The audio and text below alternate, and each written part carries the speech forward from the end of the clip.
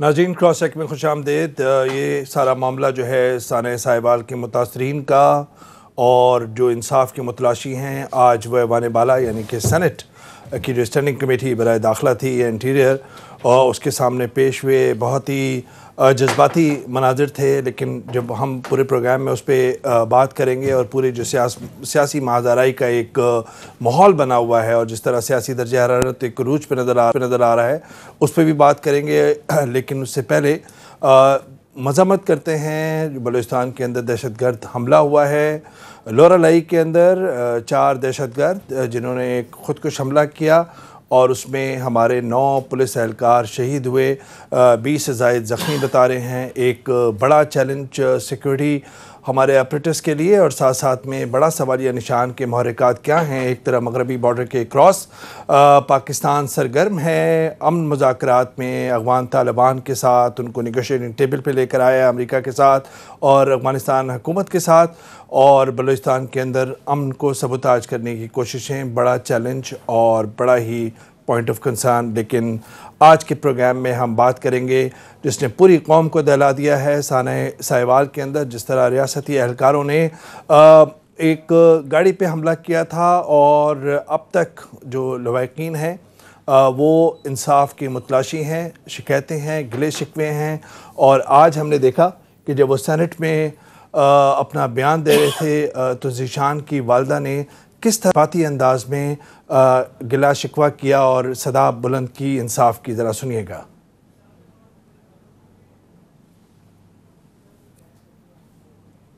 जी, और उन्होंने बेसिकली जो बात की वो ये थी कि ज़ीशान के जो उसको गिरफ़्तार क्यों नहीं किया ज़िंदा। कुलभूषण को जब अगर आप भारतीय जासूस को जब आप ज़िंदा पकड़ सकते हैं तो उनके बेटे को क्यों नहीं पकड़ सकते। और उसके बाद फिर हमने देखा कि सेनेटर जावेद अब्बासी साहब जो नून लीग के सेनेटर हैं और सेनेटर आज़म स्वाति साहब जो तहरीक इंसाफ या हुक्मरान जमात के सेनेटर हैं, उनके दरमियान तल्ख कलामी भी हुई, क्योंकि सेनेटर जावेद अब्बासी साहब का इसरार था कि JIT जो है वो अपना काम इत्मीनान बख्श नहीं कर रही है। और उसके बाद फिर हमने देखा कि पूरी जो सेनेट की स्टैंडिंग कमेटी जो थी उसने एक मुतालबे पर कंसेंसस किया है, वो है जुडिशल कमीशन का मुतालबा। लेकिन उससे कबल उनकी वालदा का क्या कहना था वो भी सुनिएगा।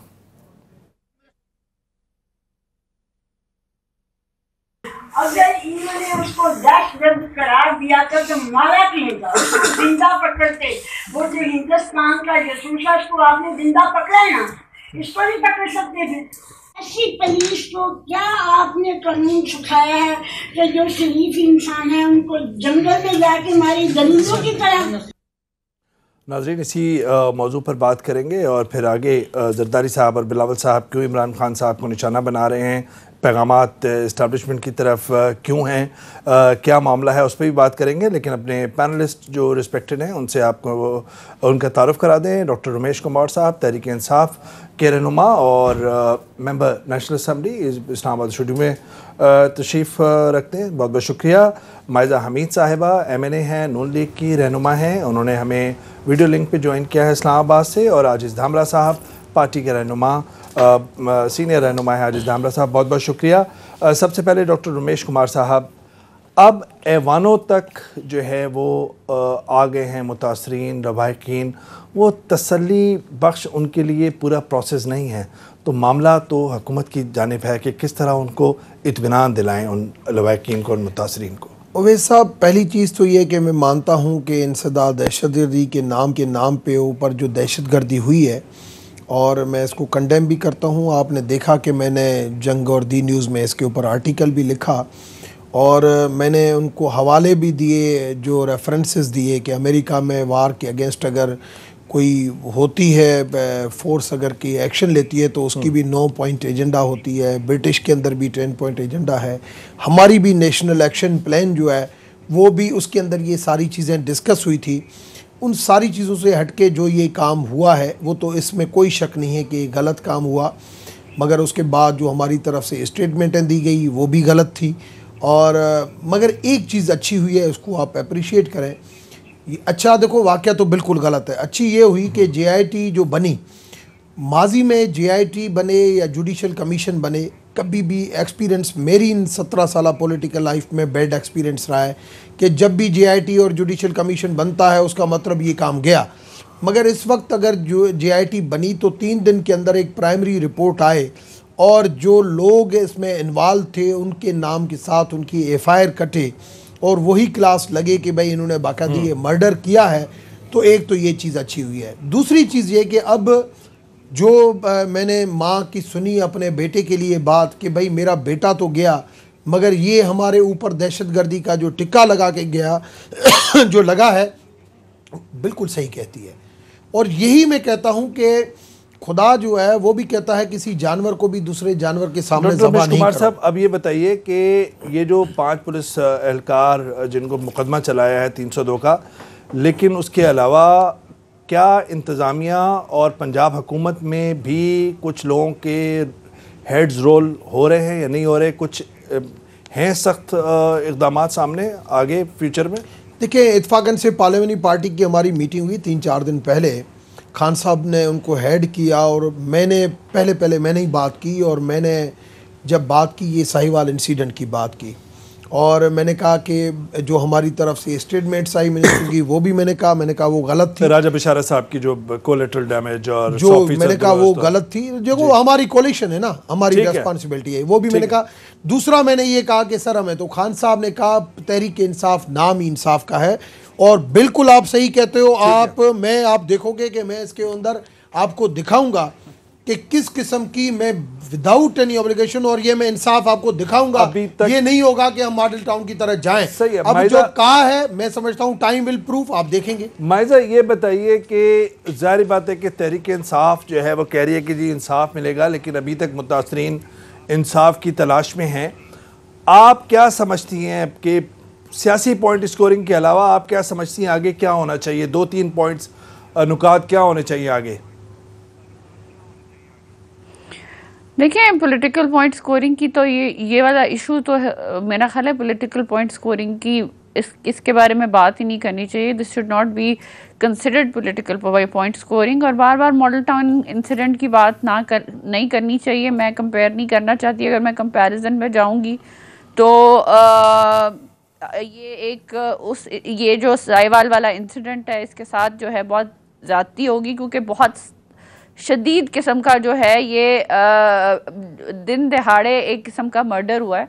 और इसका जो है जो बार बार वादा किया गया था on the floor of the house, Ramesh साहब से मैं सिंपैथेटिक हूँ कि वो एक्सप्लेनेशन तो दे रहे हैं, लेकिन वो खुद एडमिट कर चुके हैं काफ़ी टीवी प्रोग्राम्स में कि वो अपने वज़रा की इमेच्योरिटी को मानते हैं। बात यह है कि स्टेटमेंट देना आसान है, काम असल में जो है उस माँ को यानी उन बच्चों को जो है इंसाफ देना जो है वो मुश्किल है और ना अभी तक दिया गया है। और जो ह्यूमन राइट्स की कमेटी वहाँ पे गई, उन्होंने भी ये क्लियरली कहा कि जो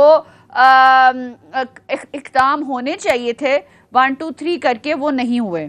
तो अगर नहीं हुए तो इसका मतलब है कि इंसाफ नहीं हुआ। और ये इसको 2 हफ्ते हो रहे हैं। और ये इमरान खान साहब का प्राइम मिनिस्टर सेलेक्ट और बुज़दार साहब का ये एक वादा था कि ये ओवरनाइट जो है ये इंसाफ मिलेगा इस फैमिली को जिसको जो है कानून के जो मुहाफिज होते हैं, जो अवाम के मुहाफिज होते हैं, उन्होंने मर्डर किया। बात ये है कि देखिए ये, हाँ जी प्लीज, मैं ये कहना चाह रहा हूँ, देखिए मैं भी पॉइंट स्कोरिंग नहीं करना चाह रहा, लेकिन सारे मॉडल टाउन के जो मुतासरीन हैं वो भी अभी तक इंसाफ उनको भी चाहिए। तो कहने का मकसद ये है कि अगर आज ख़राबी है तो कल भी ख़राबी थी, और किस तरह उसको आगे सही सिमत में किया जा सकता है। ये एहतसाब का मसला है, ये फेक इनकाउंटर्स का मसला है, ये पुलिस रिफॉर्म्स का मसला है। मसला सारे सियासी जितने भी सफ़े हैं उसके अंदर है, चाहे पीपल्स पार्टी है, नून लीग है या तहरीक इंसाफ। देखिए जी, वादा तो तहरीक इंसाफ ने किया था ना तब्दीली का। हम तो बुरे थे तो ये कहते थे कि शायद हमें इसलिए वोट नहीं मिले, जो मैं डिसएग्री करती हूँ। बात ये है कि तब्दीली की बात तो ये करते थे, फिर इन्होंने कहा कि हमने KPK में मिसाली पुलिस जो है वो बनाई है, तो पुलिस रिफॉर्म्स लाएंगे। तो बात ये है कि ये 5-6 महीने तो इनको हो गए हैं, जो हकीकत है उसमें इन्होंने अब मुझे नहीं पता ये IG पंजाब को इन्होंने क्या रेजिग्नेशन ली या चीफ मिनिस्टर की रेजिग्नेशन हम मांग रहे हैं, वो भी नहीं रिजाइन कर रहे। बात ये है कि रिस्पॉन्सिबल तो सूबे के वो ही हैं। अगर आप मॉडल टाउन इंसिडेंट की बात करना चाहते हैं तो मॉडल टाउन इंसिडेंट में जो है अच्छा, आप मुख्तसर ये फरमाइएगा कि 1 मिनट जी, मुझे लेट मी कंप्लीट। ये आप अब एक मिनट माइजा इंसिडेंट में चीफ जी बोलिए। नहीं, 1 मिनट, लेट मी कंप्लीट। मैं आपको थोड़ा सा कंपेयर कर दूं कि मॉडल टाउन के इंसिडेंट में चीफ सेक्रेटरी को उसी वक्त जो है आपने डॉक्टर तौकीर शाह को बाहर भेज दिया, डॉक्टर तौकीर शाह को बाहर भेज दिया, डॉक्टर सना ने बिल्कुल बाहर भेज दिया था। अपनी बातों में फंस जाओगे। राना सनाउल्लाह जो हैं वो वैसे ही कैबिनेट के में रहे, वैसे ही नून लीग को सब करते रहे। हाथ धोने पड़े, नहीं हाथ धोने पड़े, लेकिन वो तो बात नहीं करो, खुद ही अपनी बातों में फंस जाओगे। मैं कुछ और कहना चाह रहा हूँ। मैं ये कहना चाह रहा हूँ कि आप क्या अब आने वाले दिनों के अंदर ऐवान के अंदर जुडिशल कमीशन की तश्कील का मुतालबा रखेंगे? फिर मैं आजिज धामरा साहब को शामिल गुफ्तगू करना है। जी मैं ज़रूर, आप उनको मौका दें। मैं सिर्फ ये कहूँगी कि ऐवान में कोई माहौल ही नहीं है गवर्नमेंट की तरफ से कि किसी तरह की भी डिमांड की जाए या किसी तरह भी की भी तनकीद की जाए। तो किस तरह हम कमेटियां बनाएं और किस तरह जो है हम बात करें या किस तरह हम तकारीर करें। ऐवान तो जो है पुरजोर मजम्मत कर चुका है, 1 by 1 जो है अपोजिशन ने तकरीर किया है, लेकिन फिर बाद में मिनिस्टर्स जो हैं इनके वो नाराज हो जाते हैं, लड़ाइयाँ करना शुरू कर देते हैं और फिर जो है वो जो असेंबली का सेशन है वो प्रोग होना डॉक्टर रमेश कुमार साहब से पूछते हैं कि क्यों नाराज हो जाते हैं। लेकिन उससे पहले साहब ये बताइए कि क्या जुडिशल कमीशन की जो डिमांड है वो अब काफ़ी है, जिस तरह रहमान मलिक साहब या दूसरे जो मेंबर्स हैं सेनेट की स्टैंडिंग कमेटी, और आप समझते हैं कि वही रास्ता रह गया है अब इंसाफ के लिए? बिस्मिल्लाहिर्रहमानिर्रहीम। देखें साहब, ये तो वर्सा की भी डिमांड है ना, ये डे 1 से डिमांड है और तमाम अपोजिशन की डिमांड थी। मगर ये पता नहीं क्यों जो इंसाफ पसंद हुकूमत है वो इंसाफ तकड़ा देने में खुद ही रुकावट बनी हुई है। मैं आगे बढ़ना चाह रहा हूँ। देखिए पहली बात, जब भी इनसे बात करें सानिया पे तो ये कह देते हैं जनाब हमने तो 72 घंटे की, आज भी चीफ मिनिस्टर ने किसी तकरीर में बोला 72 घंटे में हमने एक JIT बना दी थी। ये एक फोबिया में मुलविस हो गए हैं, ये एक 72 घंटे की फोबिया हो गई है इनको, PTI वालों को, कि जब भी आते हैं सानिया पे और कोई इनके पास चीज़ है नहीं इस वाक़े के लिए, क्लियरिफिकेशन के लिए 72 घंटे में JIT बना दी। उस JIT ने क्या तीर मारे हैं ये कुछ बोलने के लिए ये तैयार नहीं है। और दूसरी बात साहब, अगर मैं ये कहूँ कि पंजाब के चीफ मिनिस्टर अनट्रेंड है तो ये हो गया इल्ज़ाम, क्योंकि मेरा ताल्लुक है अपोजिशन से। मगर आज खुद चीफ मिनिस्टर साहब अपनी ज़ात के लिए ये कहें कि जी मैं तो मासूम हूँ, अनट्रेंड हूँ, मैं तो सीखना चाह रहा हूँ, तो उस पे क्या कहेंगे PTI? सीधे साधे इंसान है। और धामरा साहब, मैंने कहा धामरा साहब सीधे साधे इंसान है, जरा नाज़रीन को भी दिखा देते हैं कि आज क्या हुआ मुल्तान के अंदर। जो वो शील्ड दे रहे थे IG पंजाब को, अमजद जावेद सलीमी साहब को, तो जब IG साहब ने हाथ बढ़ाया तो वो दूसरी तरफ चले गए, और उसके बाद जब सहाफ़ी ने सवाल किया तो खुद बुज़दार साहब ने क्या कहा, ज़रा मुलाज़ा कीजिएगा। IG साहब से सलाम लेना शायद आप भूल गए, वो बेध्यानी थी या आपने देखा नहीं क्या? नहीं, असल में मैं थोड़ा सा ट्रेंड नहीं हूँ ना, तो ये डिसिप्लिन फोर्स थोड़ा सा सीख रहा है ना आहिस्ता आहिस्ता। सीधे साधे इंसान है आजिज धामरा साहब, मासूम बंदा है। और रमेश साहब भी कह रहे हैं मासूम आदमी है। जी साहब, इस शख्स को ये आपने इल्ज़ाम नहीं लगाया, मीडिया ने, ये मैंने नहीं लगाया, ये मायदा हमीद ने नहीं लगाया, ये खुद फरमा रहे हैं चीफ मिनिस्टर साहब। सिंध के चीफ मिनिस्टर कबूल नहीं है, मगर ये चीफ मिनिस्टर अच्छा बच्चा है। 2 दिन पहले प्राइम मिनिस्टर साहब ने फिर एक ट्वीट कर दिया। अच्छा, और दूसरी बात हमने ये समझा था, शायद आपके एक सवाल सिर्फ आप कंटिन्यू कीजिएगा। अच्छे बच्चे पे मुझे आया याद कि नकीबुल्लाह महसूद साहब का जब कत्ल हुआ और उसके साथियों का, 3 साथियों का, तो राव अनवर साहब के बारे में आसिफ अली जरदारी साहब ने और बल्दिया इंटरव्यू टाउन के का भी अंदर पूछा है। अच्छा बच्चा और अच्छा पुलिस ऑफिसर कहा था, वो भी मेरे ख्याल में गलत था और उस गलती को भी तस्लीम करना चाहिए। ओए साहब नहीं जी जी ओए साहब अच्छा हुआ ये क्वेश्चन किया आपने, अच्छा हुआ ये क्वेश्चन किया आपने। देखें उस वक्त आसिफ जरदारी साहब ने ये कहा था, उस वाक़े से पहले का जो उसका किरदार था कि एक दहशतगर्दी की लहर में जब तमाम पुलिस अफसरान मारे गए थे या वो छुट्टियों पे चले गए थे, उस वक्त का उन्होंने ज़रूर जिक्र किया था। मगर इस वाक़े में वो गिरफ्तार है, अगर गुनाहगार साबित हुए कराची के किसी चौक पे फांसी पे लगा दें उसको, राव अनवर को, मैं कह रहा हूँ। मगर ये अच्छा बच्चा जो फर्स्ट टाइम आया है और वो खुद कह रहा है कि मैं हुकूमत चलाने का काबिल नहीं, आज की इस गुफ्तगू से आप अंदाजा कर लें। मैं कह रहा हूँ आपने और मैंने इल्ज़ाम नहीं लगाया। और अवैध साहब जो इम्पोर्टेंट बात ये थी कि हम ये समझे थे, क्योंकि इनको एक बहाना था कि प्राइम मिनिस्टर साहब मुल्क से बाहर हैं, हम और आप ये समझे थे कि शायद वो आएंगे तो इंसाफ के तो नदियां बह जाएंगी यहाँ पर, और पहला काम वो करेंगे कि लवा की ताज़ियत करेंगे, जो एक अखलाकी तौर पर हुकूमत पे लाजिम था। मगर अब ज़रूरत है इंट्रा PTI JIT बनाने की। प्राइम मिनिस्टर ये पूछना चाहिए था कि वुज़रा ने इस तरह की स्टेटमेंट क्यों दी, जिस तरह आप डॉक्टर साहब कह रहे हैं कि नहीं देनी चाहिए। पार्टी का कायद प्राइम मिनिस्टर ऑफ पाकिस्तान और वो वजीर दाखिला भी हो, वो अपने वजीरों से इंट्रा पार्टी PTI की कोई JIT बनाएंगे, उन वुज़रा को पेश करेंगे। मैं ये सवाल पूछ लेता आपने हूं। डे वन से इस केस को क्यों मैं खराब किया? रमेश कुमार साहब से, रमेश कुमार साहब, आप एक तो सीधे साधे मासूम इंसान जिसका आप बात करते हैं, लेकिन बात होती है कारकर्दगी की पंजाब के अंदर कि वहाँ पे DPO का तबादला हुआ, वहाँ पे एक IG बदले गए, जो पोस्टर बॉय था तहरीक इंसाफ का नासिर दुरानी साहब, वो उनको मुस्तफ़ी होना पड़ा। तो वो सारी जो है उस्मान बुज़दार साहब पे बोझ मेरे ख्याल में ज़्यादा है, सूबा बड़ा है, मामला क्या है? पहली चीज़ तो ये कि उसकी सादगी से उसकी कैपेबिलिटी का कोई कंपेयर नहीं है।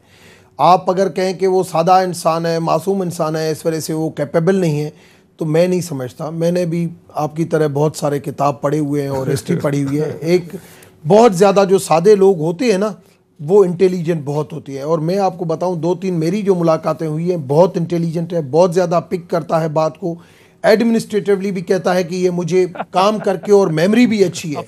एक चीज़ ये।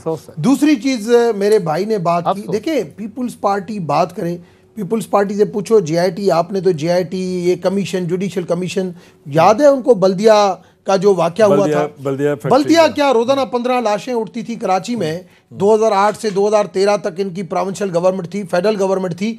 कोई एक दिन इसकी जूं के ऊपर वार उतरा?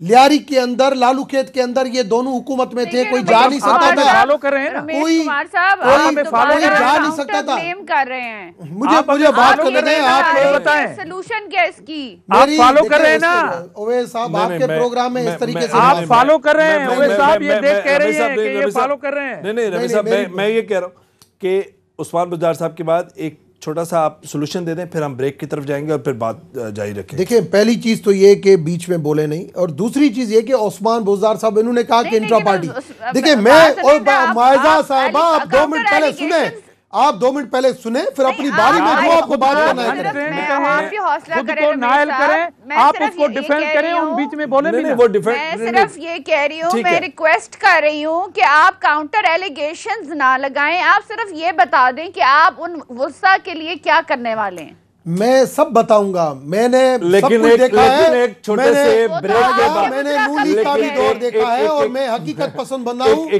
आप मेरी से भी एक छोटे से ब्रेक के बाद रमेश कुमार साहब बता रहे हैं कि किस तरह इंसाफ मैसर होगा, और साथ साथ में उन पे सवालात की बौछार भी है। जो हिज़्ब इख्तिलाफ की 2 जमातें, मायजा हमीद साहिबा और आजिज़ धामरा साहब। तो एक छोटा सा ब्रेक, और ब्रेक के बाद गुफ्तगू जारी रखते हैं।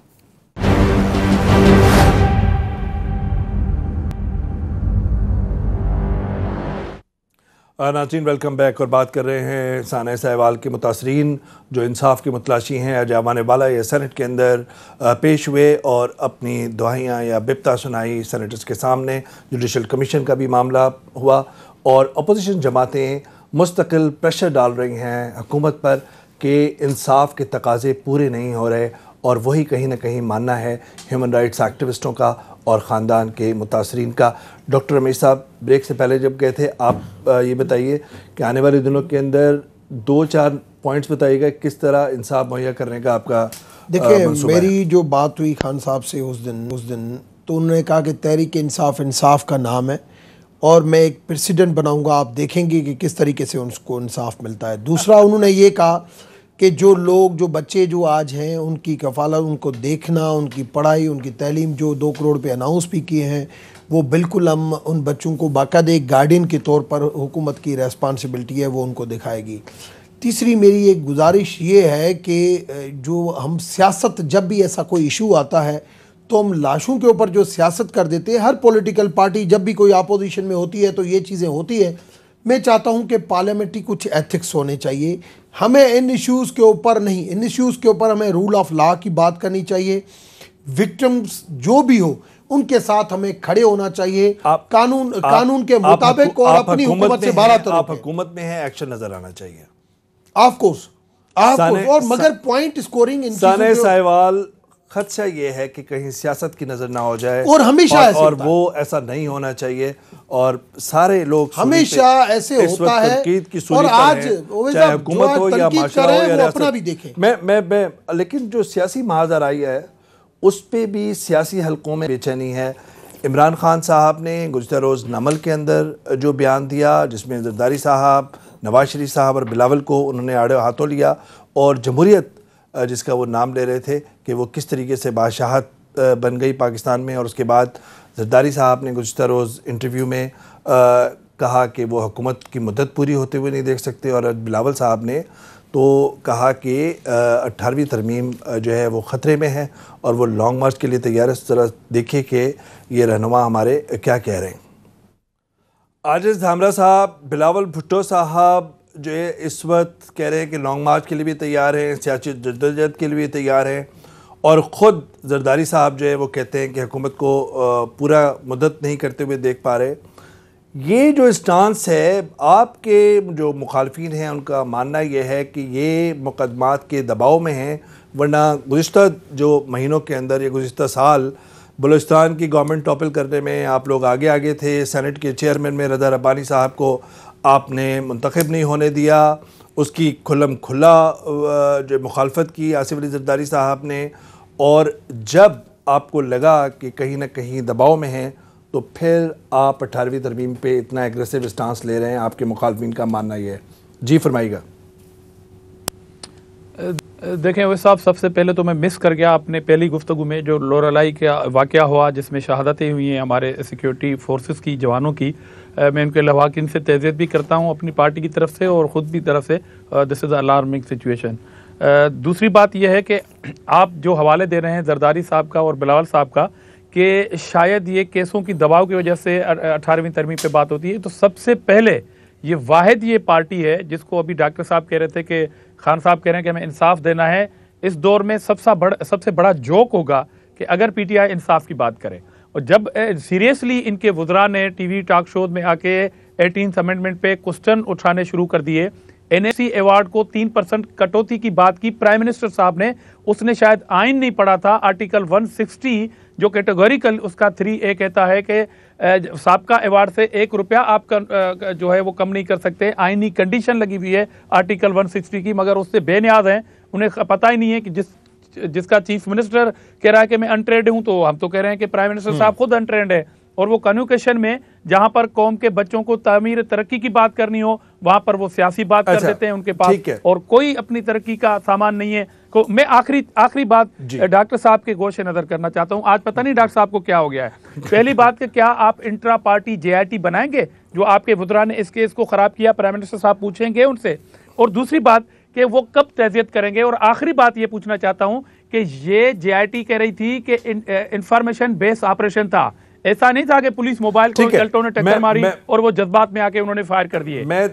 ये इंफॉर्मेशन बेस्ड था। वो बताएं कि इंफॉर्मेशन कहां से शुरू हुई और किन्ने की, ये JIT क्यों नहीं बता रहे? एक ब्रीफ जुमले में बताइएगा, एक ब्रीफ, फिर मैं मिस माइजा के पास जाऊंगा। क्या वाकई में लॉन्ग मार्च आप कर सकते हैं, पार्टी कर सकती है आने वाले दिनों के अंदर, जिस तरह बिलावल साहब कह रहे हैं? बिल्कुल, मेरे ख्याल में उस लॉन्ग मार्च में तमाम पॉलिटिकल फोर्सेस जिन्होंने 18th अमेंडमेंट में अपना एक रोल किया था वो चलेंगी, और सिवाय पीटीआई के क्योंकि शायद वो किसी उंगली के इशारे पे चले, अगर होगा तो हमारे लॉन्ग मार्च में शामिल होंगे, नहीं होगा तो नहीं चलेंगे। मगर ये लॉन्ग मार्च ना सिर्फ पीपल्स पार्टी, तमाम पॉलिटिकल फोर्सेस का लॉन्ग मार्च होगा। मिस माइजा, नून लीग क्या इस लॉन्ग मार्च में हिस्सा ले सकती है, शिरकत कर सकती है? पहले तो मैं एक सेंटेंस बोलूँगी, आई एम सॉरी मैं आपका टाइम ज़्यादा ले रही हूँ, बट ये कहना ज़रूरी है रमेश साहब को कि justice delayed is justice denied. तो सिचुएशन उस तरफ जा रही है एज़ फार एज साहिवाल की सिचुएशन है, तो इस पे ज़रा गौर व फिक्र करने की ज़रूरत है। क्योंकि मॉडल टाउन इंसिडेंट में तो आप लोगों ने बल्कि हर जो भी आपको इशू होता था को तो आप लोग एक धरना देने की थ्रेट देते थे और फिर धरने भी देते थे।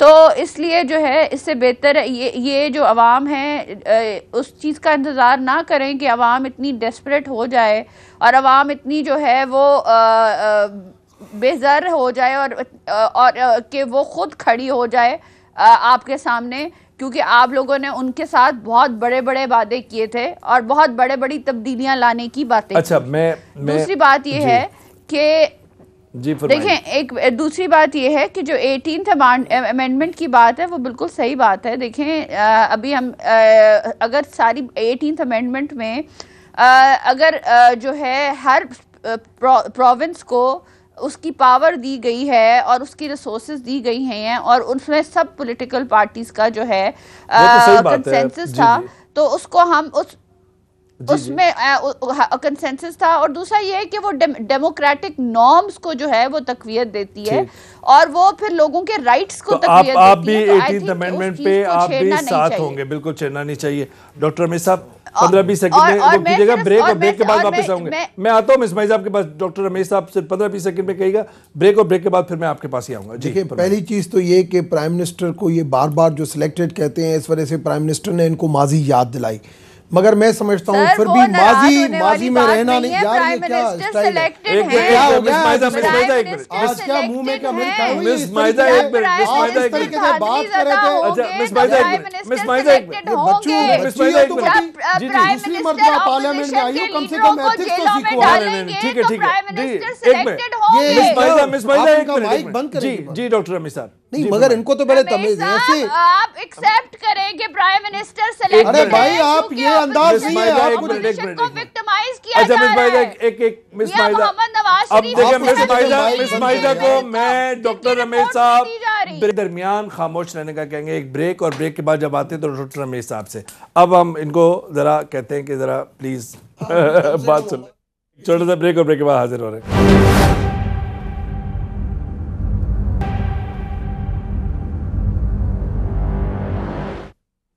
नाज़रीन वेलकम बैक, और बात कर रहे हैं इस वक्त सियासी महाज़राई की, जो मुल्क के अंदर सियासी दर्जे हरारत इस वक्त उरूज पर नज़र आ रहा है। हमें एक दूसरे पर इल्ज़ाम तराशियों नज़र आ रही हैं।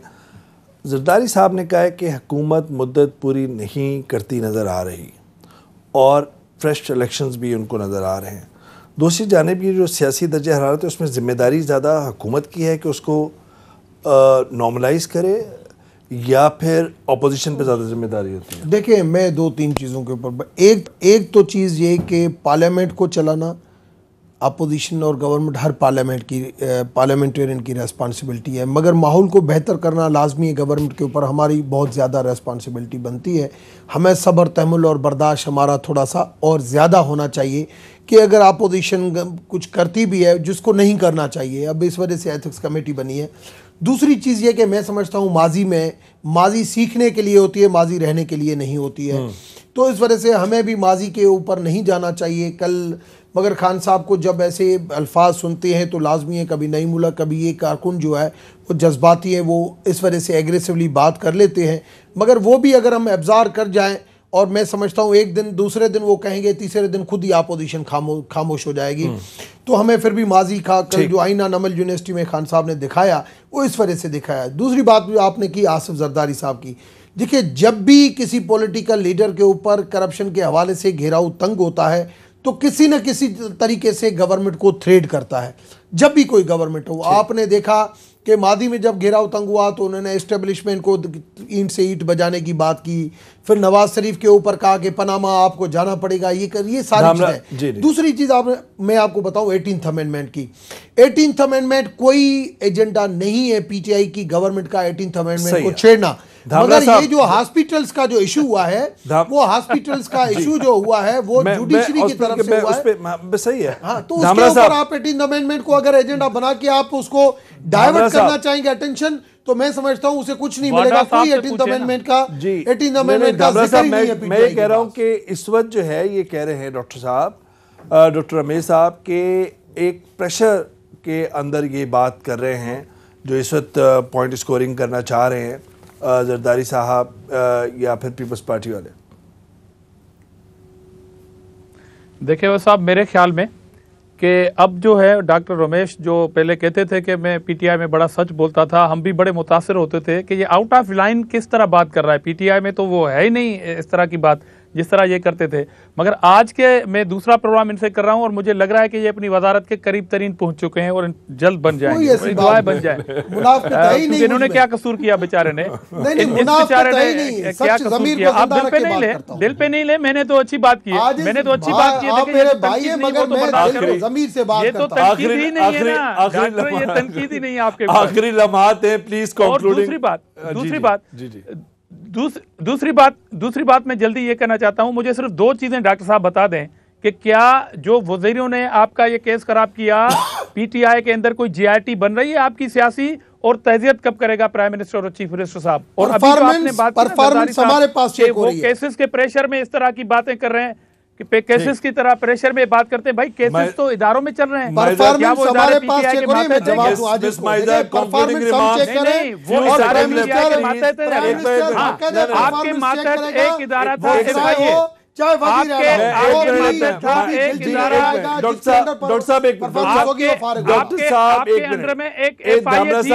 उसने जो रिपोर्ट बनाई वो आपके सामने। मैं बिस्माइजा से फाइनल कमेंट्स ले लो जी, कंक्लूडिंग रिमार्क्स प्लीज। जी, कंक्लूडिंग रिमार्क्स ये हैं कि पीपल, ये जो हुकूमत है पीटीआई की, एक तो ये पॉलिटिकल विक्टिमाइजेशन शदीद किस्म की। नहीं बोल, आप बोल लें जी, आप बोल लें प्लीज। नहीं मिस बाइजा, आखिरी 5-10 सेकंड है, आखिरी 5 सेकंड है, आखिरी 5-10 सेकंड है, आखिरी 5-10 सेकंड मैं खामोश, आप बोलें प्लीज माइजा कंप्लीट कीजिए। अच्छा जी, मैं सिर्फ सीधी जिस गाड़ी का ड्राइवर अनट्रेंड चीफ मिनिस्टर होगा उस गाड़ी से एक्सीडेंट का आप उम्मीद लगाएं। अनट्रेंड ड्राइवर बैठा है पंजाब में, इनका बहुत शुक्रिया धामरा साहब। मैंने इखलाक अपने पास रखा, मैं नहीं बोला, डॉक्टर रमेश कुमार साहब, इस सियासी हरारत कम होना चाहिए, क्योंकि आने वाले दिनों के अंदर हुकूमत को जो सबसे बड़ी चैलेंजेस का सामना है वो है कानून साजी का, और पार्लियामान के अंदर अगर माहौल अच्छा होगा तो फिर कानून साजी बेहतर होगी, और कानून साजी बेहतर होगी तो अवाम के मसाइल जिसकी बुनियाद पे तहरीक इंसाफ इक़्तिदार में आई थी वो पूरे कर सकेगी। नाज़रीन, इजाज़त दीजिए, खुदा हाफ़िज़।